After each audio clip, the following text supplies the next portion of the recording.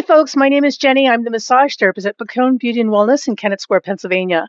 And I just wanted to touch base with everybody and kind of give you a little public service information about the temperatures that we're dealing with here in February of 2026, um, and what you may be experiencing. So if you're feeling like more pain in your joints and your muscles and even your nerves than you normally do, like really, this is hurting bad.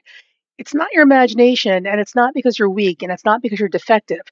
It is because we are dealing with Arctic cold. This is not a normal cold. This is very different from the cold we're accustomed to dealing with. So the thing to understand about the Arctic cold or sub-zero temperatures is that it it makes everything hurt more, right? And also, for those of you who have arthritis or joint issues, keep in mind that your joints, right, are not very vascular, which means there's not a lot of blood flow moving through them compared to muscles, for example. So when those joints get cold, they get cold faster, they get cold and stay cold longer, and they hurt more. It's a more deep kind of pain. With the Arctic temperatures, even your muscles hurt. Even your muscles hurt. So it's not your imagination. So some things I really want you guys to keep in mind as we go through these temperatures that it's not going to get better. We've got 6 more weeks of winter, according to the rodent Puxatawny Phil. So we've got more of this to deal with. The first thing is wear a scarf. For the love of God, whatever you do, wrap up your neck, right? Because cold air, your neck bones, think about this for a second. Your neck bones are very small bones and they make very small joints, and there's very small muscles attached to them. Your neck's not very big.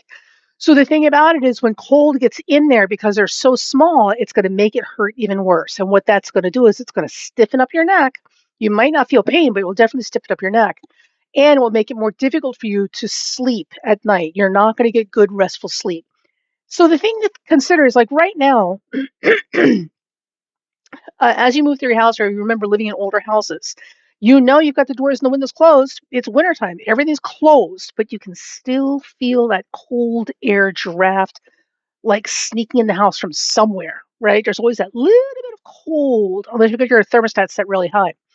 So the thing about it is your neck is the same way. Even though you're wearing your hoodies and you're wearing your zip up jackets and everything else, if you don't have a good warm scarf wrapped around your neck to keep the heat in next to those muscles and joints in your neck, that cold air is like a draft. It's going to sneak in there and it's going to make all of that cold. It's not great. And there's only so much I can do because ultimately, as a massage therapist, you know as well as I do, like you can't live in the massage office. So I can do some stuff, but you have to be able to take care of yourself between visits for anything to be effective. Okay. Um, the other thing is with knees and elbows. So you may find especially if you've had knee injuries or knee surgeries, right? Knees and elbows seem to be taking a lot of hard hits in this kind of weather, this Arctic cold weather. Things that you can do that will help, right, is actually if you're old enough to remember the leg warmers from the 1980s, right? Making a variation of leg warmers, which are basically knee warmers. So go grab yourself an old, ugly sweater or sweatshirt. If you have to go to the Goodwill and find something hideous that nobody's going to miss, cut the sleeves off and make literally little knee warmers to slip on over your knees or over your elbows. This is also a really good time to put pantyhose to use.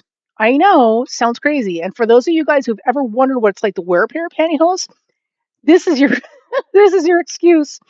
So wearing pantyhose as part of the base layers that you're wearing will help a lot. If you're having hip pain, this is going to be very useful because what you can do is make big patches, big warm patches made out of wool or sweatshirt material or something to trap heat against the body and put it right there on the sides of your hip. Because if you think about it, when your hips are hurting right now, typically it's that outside of the hip that you're feeling it because the rest of your hip is facing internally. So it's receiving a lot of warmth from the blood flow inside the body. But those hip joints on the outside is where it's really exposed.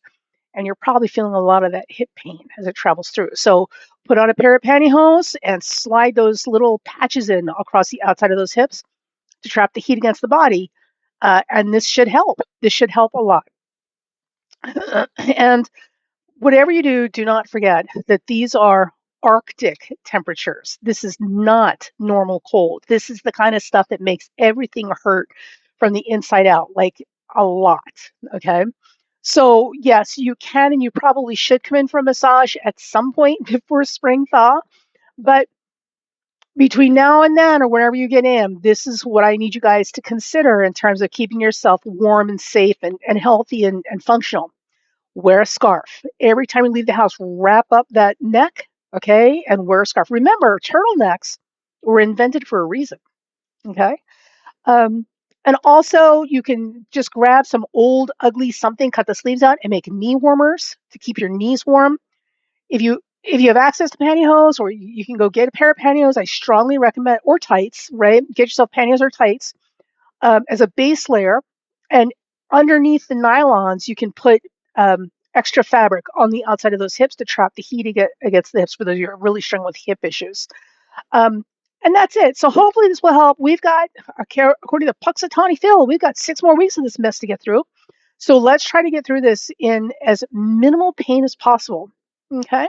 And, if you stop in for an appointment and I haven't met you yet, please introduce yourself and tell me that you saw the video so I know that it's working in terms of reach and helping, being helpful. Okay. All right, you guys, that's it. Hang in there.